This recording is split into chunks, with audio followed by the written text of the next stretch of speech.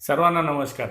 आज आपण लग्नानंतर आधार कार्डचं महिलांचं जे नाव बदलायचं असतं, म्हणजे वडिलांकडचं नाव बदलून पतीकडचे नाव लावायचं. या संदर्भात आधार कार्डसाठी काय-काय डॉक्युमेंट्स नव्या नियमानुसार लागतात, याची माहिती घेणार आहोत. मुळात काल आपण एक व्हिडिओ केला होता, ज्याच्यामध्ये 18 वर्षाखालील बालकांचं आधार कार्ड काढण्यासाठी जे लागणारे कागदपत्र आहेत, त्याच्या संदर्भात माहिती दिली होती. त्या व्हिडिओला नागरिकांचा अनेक उत्तम प्रतिसाद मिळाला व त्याच्यानंतर अनेकांनी मला पर्सनली फोन करून विचारलं की लग्नानंतर नाव बदलण्यासाठी वगैरे काय लागतात. तो जो व्हिडिओ टाकला तर आम्हाला कागदपत्रे घेऊन येताना सोपे जाईल आणि आपल्या माध्यमातून ती माहितीही आम्हाला सर्व समजेल. आधार कार्डवरील महिलांचे नाव बदलण्यासाठी काय काय कागदपत्रे लागतात, विशेषतः लग्नानंतर नाव बदलण्यासाठी, याच्या बाबतीत नागरिकांना पुरेशी माहिती नसल्यामुळे अनेकदा आधार कार्ड सेंटरवर चक्रा मारावं लागतात, हेलपाटे मारावं लागतात. त्यामुळे आज या व्हिडिओमध्ये आपण सविस्तरपणे या संदर्भात माहिती देण्याचा प्रयत्न करत आहोत. विशेष म्हणजे एप्रिल 2025 पासून नियम बदलल्यामुळे 2 कागदपत्र या ठिकाणी लग्नानंतर नाव बदलण्यासाठी अत्यंत महत्त्वाची मानली जातात. त्या कागदपत्रांशिवाय, ती कागदपत्र स्कॅन केल्याशिवाय आधार कार्डवरचं नाव बदलणं थोडंसं मुश्किल होतं.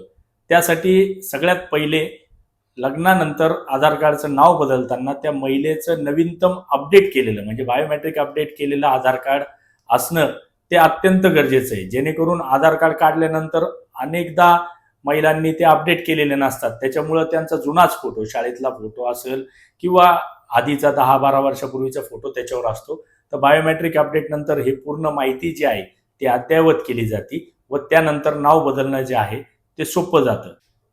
नाव बदलण्यासाठी शासकीय मॅरेज सर्टिफिकेट, म्हणजेच कोर्टाकडून मिळालेलं मॅरेज सर्टिफिकेट असेल किंवा त्या ठिकाणी म्हणजे जिथं लग्न झालंय त्या ठिकाणचं तत्सम स्थानिक स्वराज्य संस्थेने पारित केलेलं मॅरेज सर्टिफिकेट म्हणजेच विवाह नोंदणी दाखला हा अत्यावश्यक आहे. त्या विवाह नोंदणी दाखल्यावर पती आणि पत्नीचे दोघांचेही प्लेन बॅकग्राऊंड असलेले पासपोर्ट साईज फोटो हे असणे अत्यंत गरजेचं आहे. त्यासोबतच त्या दोघांच्याही पासपोर्ट साईज फोटोवर, वेगवेगळे ते फोटो असावेत, दोघांच्याही पासपोर्ट साईज फोटोवर अर्धा शिक्का त्या संस्थेचं वर आणि अर्धा खाली, म्हणजे फोटोवर निम्मा आणि निम्मा खाली असा शिक्का राऊंडमधला असलेला असेल तर ती एंट्री लवकर पास होती, असा आत्तापर्यंतचा अनुभव आहे. लक्षात ठेवण्यासारखी एक विशेष बाब अशी की जे मॅरेज सर्टिफिकेट म्हणजेच विवाह नोंदणी दाखला आपण काढत आहात त्याला बारकोड असणं अत्यंत गरजेचं आहे. तसेच हे बारकोड जे आहे त्याच्यावर स्कॅन केल्यावर हा दाखला गुगलवर रिफ्लेक्ट होणं गरजेचं आहे. म्हणजे गुगलवर रिफ्लेक्ट झाल्यानंतर त्याच्यावर पती पत्नीची सगळी जी माहिती आहे ती दिसणं गरजेचं आहे.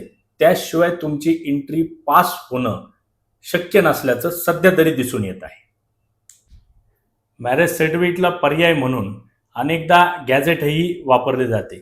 नाव बदलचं गॅझेट महाराष्ट्र शासनाकडून पारित केलं जातं.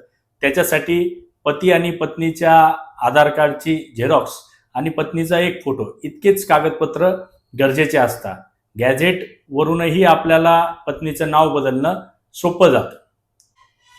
अनेकदा शासकीय कामांसाठी किंवा शैक्षणिक कामासाठी मुलींचे पॅन कार्ड जे आहेत ते लग्नाच्या आधी काढलेले असतात.